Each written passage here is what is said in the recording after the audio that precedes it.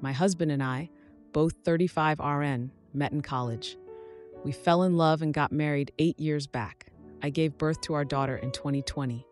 My husband is a professor at this med school. He's a doctor himself. My friend Sarah also works in the same college, and she's in the same department as my husband.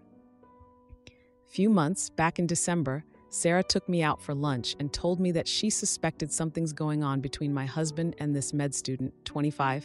She claimed she'd seen both of them give yearning looks to each other. She said that she's known my husband for so long, and she'd never seen him talk to any other woman like this, that he'd been so aloof around women all these years. But it's just different with this one girl. In that moment, I had laughed at her face. I remember telling her that she's jumping to conclusions based on these supposed yearning looks. "That's why I didn't tell you before," she had said. I was confused too. It's not like he goes out of his way to talk to her, but whenever they do talk, it's like watching a slow-burn romance movie. She looks at him like he's Brad Pitt, and he looks at her the way he used to look at you. I remember the exact words because they stung. Internally, I was breaking down. Externally, I just smiled and told her that she's probably overthinking. That night, I casually mentioned this to my husband. I was laughing at the absurdity, and I expected him to join in and deny the wild possibility that he's in love with a student, but he didn't. Instead, he looked at me, all teary-eyed, and said, "I'm sorry. I can't get her out of my mind. I've tried. Trust me, I should have told you sooner, but I thought I could save our relationship. I really wanted to." I asked him if he cheated on me. He said no. He said he didn't even talk to her, nor did they have any contact outside of college, and that he completely understood how morally depraved it is to try and pursue a relationship with a student. She wrote him a letter about a year back, confessing her love for him, and he had told her that even though he was into her, nothing would come out of it. Apparently, that was when the yearning looks had started. I honestly don't remember how I reacted then. I think I just started packing and came to live with my parents along with my daughter. I've been living with my parents since then. Half of me wanted him to come and beg for forgiveness, but he never did. He comes by sometimes to spend time with our daughter, but that's it. He never talks about the elephant in the room, nor do I bring it up. I keep checking that girl's social media. She's insanely beautiful, almost doll-like and intelligent. I can't help but think that someone like him should be with someone like her. He's always been very good-looking, and I'm more of a plain Jane. She's the Meredith to his Derek. I don't know what to do. What do I even tell people? I don't even know who I am without him. Some part of me still wants him to come back. Edit, I've decided to talk to him. I know I've been avoiding this since months, but after reading all the responses, I feel it's time I rip that Band-Aid out. I'm going over to our house. I'll update on what happens. Now for a few important comments. Moss Valley. So he didn't actually cheat? He has a crush? If I'm understanding that right, he hasn't betrayed you yet. Crushes sometimes happen. That doesn't mean the relationship is over. Get therapy with him, OP. I mean, cheating, for me, isn't just physical. He's had crushes in the past, and I've had crushes in the past, but we'd always been upfront and then laughed about it. This one feels like a betrayal because he was attracted to someone for more than a year. This someone gave him a freaking love letter. He told her that he's attracted to her, and not once did he mention it to me. That's a huge breach of trust for me, and I don't think I can look past it. OP added more about her friend Sarah and what she observed. I know. He said he entirely stopped interacting with her after the letter incident. It does seem absurd, but even my friend, Sarah, corroborated this. She said he never went out of his way to talk to her before, and then almost entirely stopped talking. Given that Sarah and him are in the same department 24/7, and that she noticed something as small as them giving each other looks, I'm sure she would have noticed anything out of the ordinary. I've had access to his phone and his passwords throughout, and he wasn't texting or calling her either. That's why this feels weird, lol. Now, for the 2-day update. For those who don't want to read the boring details. In short, I have decided to go ahead with the divorce. Long story. The day I made the post, I met up with Sarah for dinner. I thanked her for telling me about my husband and the student, and also for being such a good friend. I asked her about my husband. She said there's nothing unusual. He's been a bit withdrawn and aloof with everyone lately, but that's about it. Yesterday, I went over to my house unannounced. He was there alone in his office. I told him I wanted to talk. He said he'll explain everything. So apparently this woman has had a crush on him since 2 years. Her friends ship her with him. She would stare at him during her rotations and would blush whenever he looked or talked to her. Back then, he didn't think much of it. Many girls have had crushes on him, and he always ignored it. About 1 and 5 years back, they were in the same research group thing. I don't know how this works, but there were 5 to 6 people along with these 2.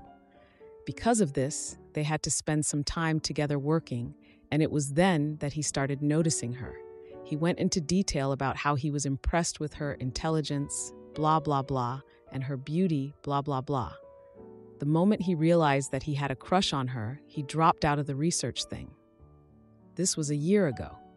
A few weeks later, she gave him the letter confessing that she has feelings for him.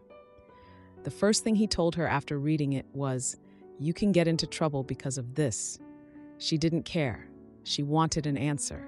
"Is it all in my head?" she had asked, to which he replied with, "It's not just in your head, but nothing can come out of it. I hope you understand." That was the last time they interacted. According to him, the yearning looks Sarah described were more of awkward eye contacts than anything else. He told me that even though he is still attracted to her, he has no intention of pursuing any sort of relationship with her, regardless whether we stay together or not. He said he's willing to change his job and go to therapy. I told him to give me some time to think about it. To sum up, 1, this has been going on since 3 years. Not once did he mention anything to me. 2, the student and him spent a considerable amount of time last year working on the research. 3, he told her he liked her back, lol. 4, he's still very much attracted to her. And that's why I've decided to go ahead with a divorce. I don't think I can trust this man again, and a relationship without trust isn't something I am interested in. I've told my parents about it. They're not exactly on board, but they're still supportive. I've also contacted my lawyer about the same. It's going to be a long process, I believe. That's it. I believe this is my last update. Now for a few important comments. Chance Reasons 66 and 7. It's a crush. He is not in love. OP. That doesn't matter. He crossed a line he shouldn't have by telling her he likes her. Literally. I can't believe these comments. He's gushing about her beauty and intelligence. He told her the feeling was mutual. He could have easily denied it to her and then kept his distance, but he liked the attention. I mean, to be fair to him, he wasn't exactly gushing about her. I kept asking and he kept answering. Deal breaker for me was him telling her the feeling is mutual. Lamau, these fool comments. You too hasty. It's a crush chill, like Steve Few. The man literally said, I can't get her out of my head. If he was committed to his wife, he would have changed job proactively, not wait until now. He let it develop to a point he can't take his mind off of her. And y'all saying it's no big deal. You guys obviously never had a real relationship. He said he didn't change his job earlier because, quote, I'm a doctor and there are people counting on me. I couldn't just walk out on them one day. Right now, too, he said he's willing to change his job if that's what it takes to make you stay. For context, my ex-husband is a doctor and he was in love with his student for years. She was into him too and wrote him a love letter, etc. When I confronted him, he told me it was a crush and that he put a stop to it as soon as he could and that nothing physical ever happened, but the damage was done. You can read the posts on my account if you're interested. But that's the gist, nothing more there. So I decided to take our daughter and permanently move to my parents' house. We're in the middle of separating now. A lot of people have told me to forgive him, and I've myself debated if I'm taking the correct step or not. But the trust is gone, and I don't think I want to be in a relationship with someone like him. It's taking a lot of strength to do this. I have lost all self-esteem. Fact is that I was always insecure of how my ex was way above my league, about how I was lucky to have him, how people often said he could have done so much better. Over the years, my insecurities had disappeared. Now it's all back. He's attracted to someone so beautiful, so incredibly intelligent, and obviously she's also into him. I keep looking at her social media all the time, obsessing over her. There was an Instagram story she uploaded where she was with my ex-husband and a few others, and it felt like someone stabbed me in the heart. He looked happy, and he'd never looked that happy in years. I got tired of being pathetic and even complained to the hospital management about the inappropriate relationship between her and my ex. All I got in response was that they can't take any steps without concrete proof. Now my sad butt wants to snitch about her to her parents, to get her in trouble, to make her suffer. I know this is unhealthy. I'm in therapy, but I don't know. I don't think I'm healing. I hate that I have to be sad and heartbroken over that man, and he doesn't seem to care. He stopped coming to visit our daughter, too. I wish he would have cared. I wish he would have fought for me. I wish he would have not tossed aside our decade-long relationship for her. I hate this. I hate everything. Now for a few important comments. If you wanted to go full petty, you could out them to her training program. Medical schools and teaching institutions frown on faculty-learner romantic relationships and consider it an abuse of power. Your husband likely had to formally evaluate her, and him, their affair, even emotional, would tip the fairness of those evals compared to the other students. I have seen married doctors fired for this kind of behavior. Also, tell her parents. She sure as shoot didn't mind hurting you or your daughter. Don't roll over because of a misplaced sense of loyalty to your D-bag ex. I did reach out to her training program. They basically told me that they can only take steps if I have any tangible proof, which I don't. I asked my friend Sarah, who works in the same department as him, to also complain, but she's not keen on the idea. I don't know why. I feel like I've already wasted so many years on him. We met when we were 20. I thought I knew him so well, but now it's like I didn't know him at all. I don't understand what's changed, to be honest. He's a very good-looking guy. All throughout our relationship, there have been many girls who had had crushes on him. He used to be so chill about all of it. Never made me feel insecure. Never lost his mind like this. I don't know what's happened, honestly. When asked if the ex FaceTimes or contacts the daughter, it's a 1-hour flight. He does FaceTime with her daily, but he won't do it if I'm in the room. So he does it when my mom/dad is looking after her. He's not reached out about alone time.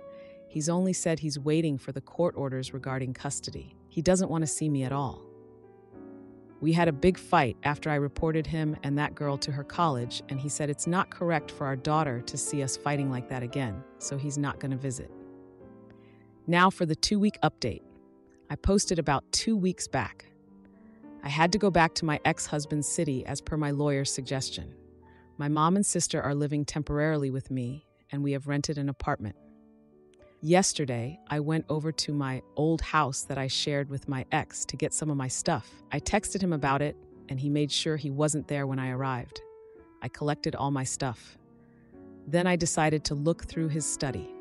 Yes, I know it's snooping and it's wrong, but whatever. I don't know what I expected to find there.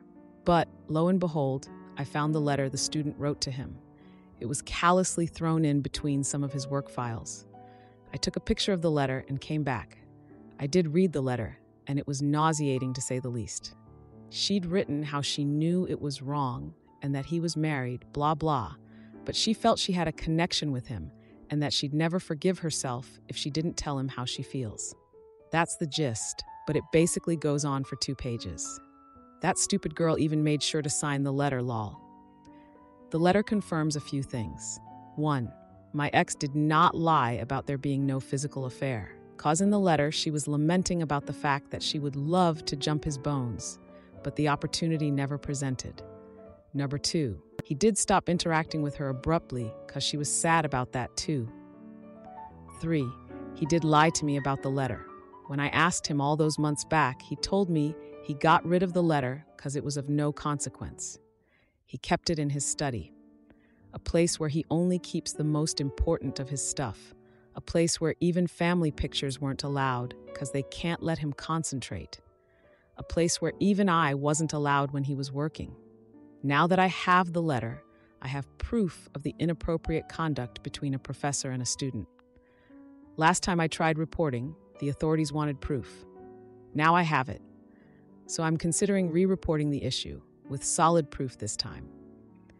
I'm not going to involve my friend Sarah in this, because she's made it clear that she doesn't want to be a part of this at all.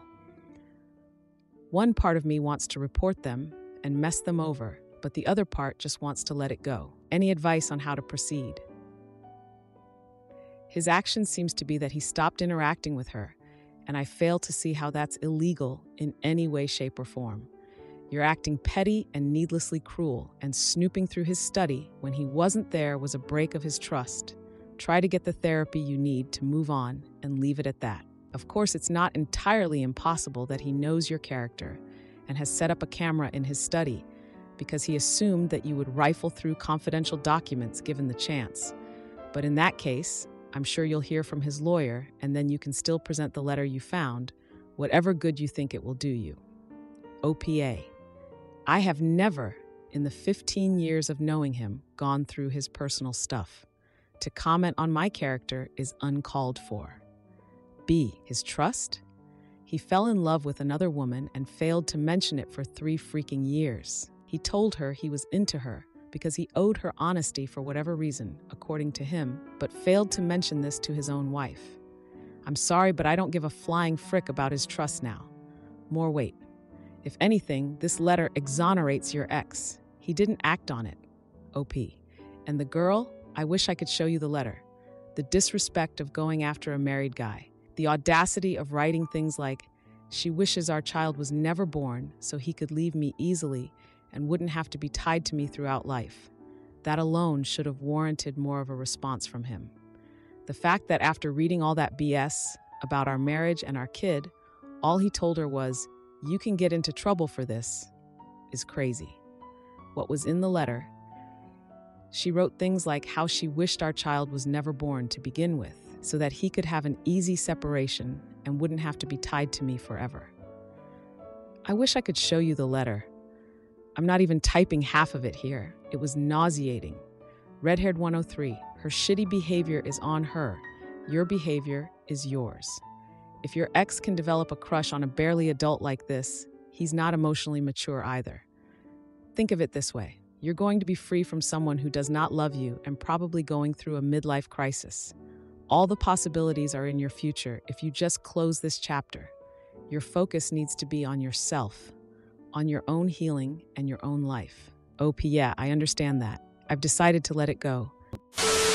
Am I the idiot for breaking up with my girlfriend after she tried to save my soul? I have been dating my girlfriend Laura for about 2 years now. Laura had always told me she was an atheist.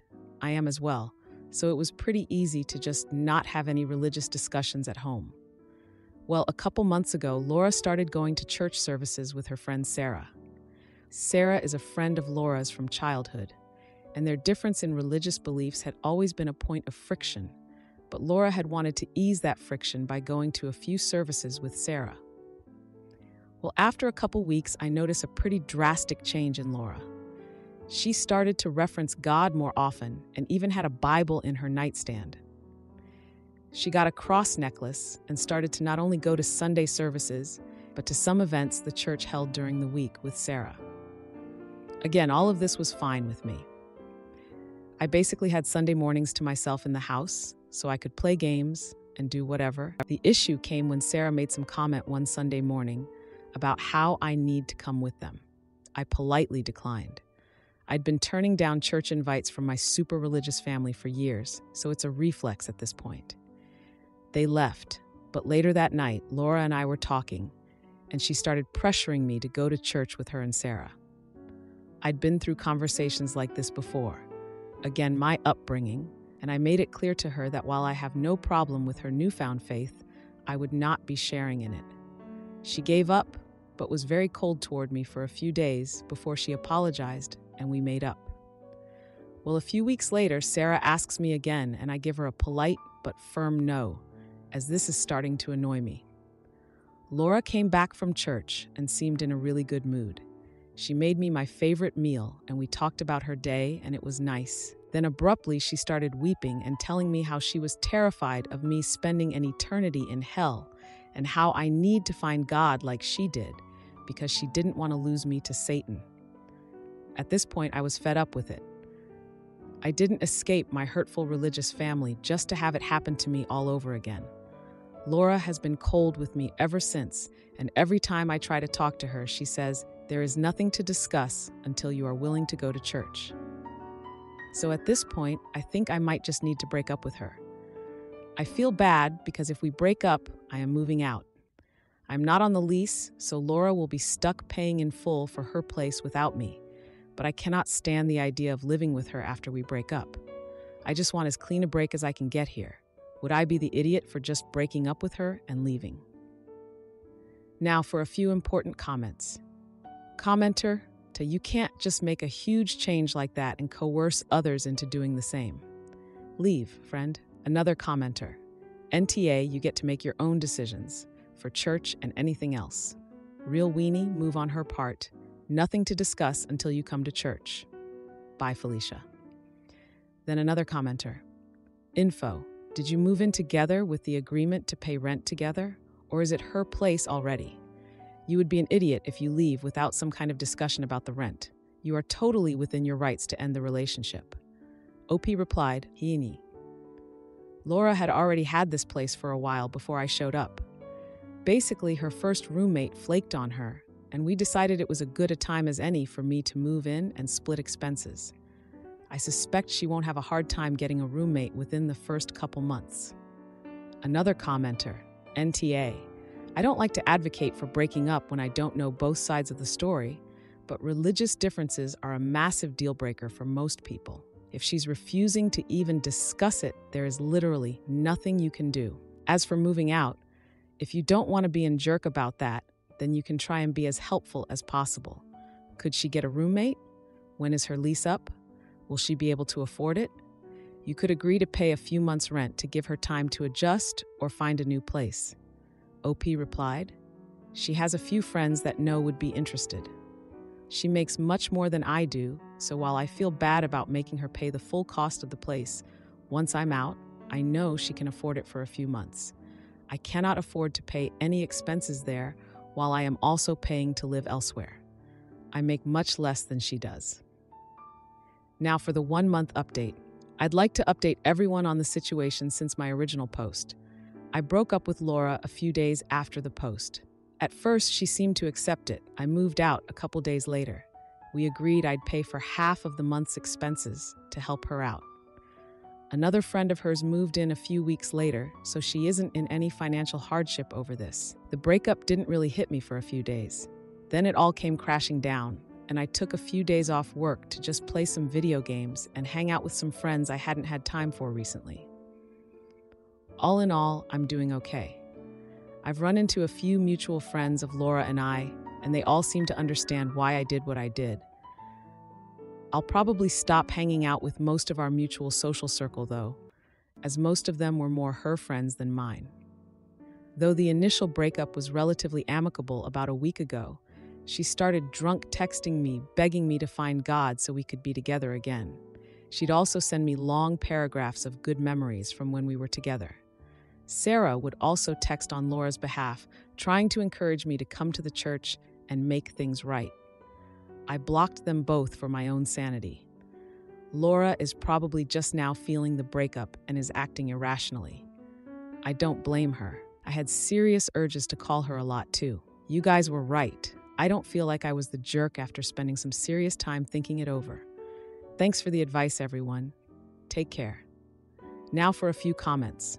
Commenter. Her and Sarah can now hook up and then get kicked out of the church.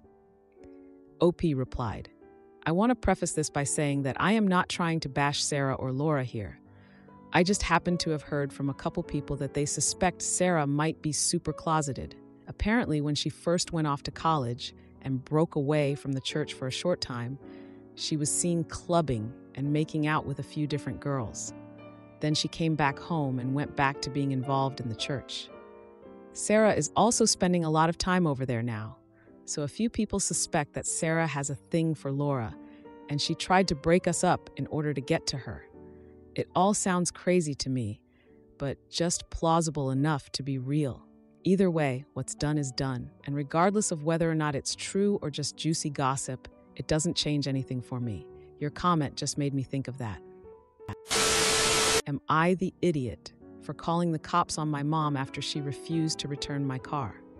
My mom's car was rear-ended, so while she was waiting for her insurance to decide if they were going to cover the repair or not, I decided I'd let her use my car. We spoke on the phone and agreed that I would lend her my 2013 Toyota Corolla LE from the dates July 23rd to August 2nd, which would be a Friday. The reason I agreed was because she told me that on that Friday, she could start working from home and wouldn't need a car as desperately. But I specifically told her I needed my car back on this specific date because I am in the middle of starting a small auto shop, which is a good 40 miles away from where I live. Stupid of me, I know, but I wanted to be a good son and help out my ma. Plus, at the time, I didn't need a car. The paperwork wouldn't be done until the 5th or 6th of August anyway. The problem is that it's now August 13th, and she still has not yet returned my car to me. I've called, texted, left voicemails, and the whole nine. I even ordered a Lyft ride to her house in an attempt to get my car, only to find that she'd locked it up in her garage and refused to answer the door when I knocked. I called the police, who showed up, knocked the door, and told me that because I allowed her to use my car, this was a civil matter, and I'd have to do a 10-day letter of demand before I could report it stolen. The problem is that I'm a 24-year-old who's just sunk $7,900 into my garage startup, and I can't afford to sit waiting for 10 days not in Katie making money. I have 2 trusted mechanics who left their jobs to come work with me, who haven't been paid or given work yet because I can't get to my shop and get the server and shop manager system up and running. I literally only have $200 left, so I can't afford taking Lyft rides, ripping and running around town searching for her. I feel like the biggest freaking idiot for letting myself get put into this situation, and I just don't know what to do. I have my letter of demand drafted, but I'm worried that in that 10-day window she'll damage my car or run it into the ground. I still owe $14,000 on, and the oil change service interval was coming up at 58,450 miles, which I know she's not going to pay to have done. All that BS talk about blood being thicker than water is exactly that, a load of BS. Now for a few important comments. Commenter, have you sent a letter of demand? Oop, I'm afraid that if I do send it, she will destroy my car. If I don't have a car, I can't get to my shop, and I don't have money to buy another one, and that Corolla only has 57,000 miles on last time I looked. When asked about their relationship with their mother, I always figure our relationship is good, but she's the kind of person who puts her wants and needs above anybody else. I need my car back so I can go work and make money. Don't care. I have a doctor's appointment next week and need your car. I knew that that's the kind of person she is, yet I still chose to let her borrow my car. I should have known that I wouldn't get my car back on our agreed-upon date. Commenter, do you have a spare key for it? If so, can you wait until she goes to work, then just pick it up from her job and leave? Or if not, work when she goes to the store or something. You might have to stake out the house all day for her to leave, but it would be worth it to get your car back. Yeah, I bought a spare key and a LoJack tracker, but the issue is money. I only have $200 and some change. I know a repo job is going to cost more. Plus, because she knows that I want my car back, she's not staying in one place for long periods of time, and when home, she puts it in the garage, makes planning a grab difficult.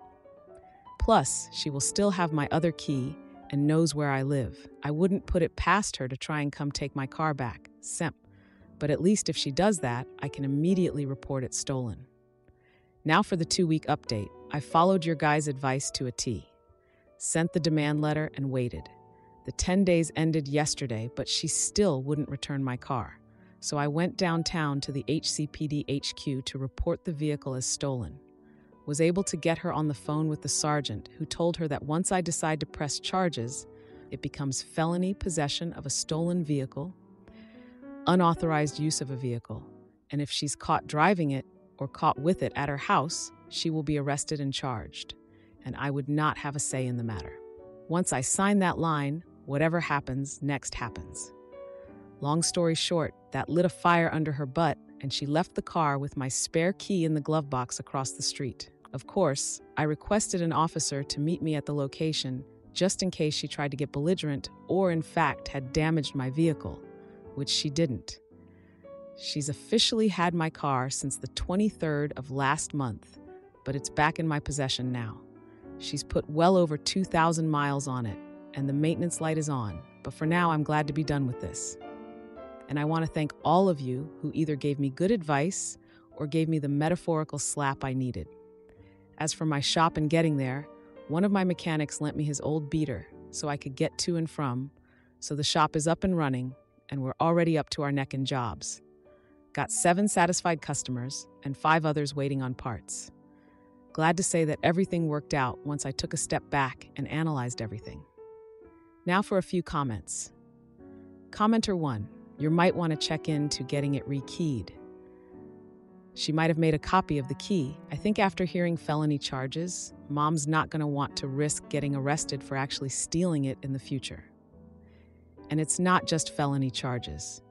The sergeant said that a felony arrest stop means guns will be drawn and trained on the individual.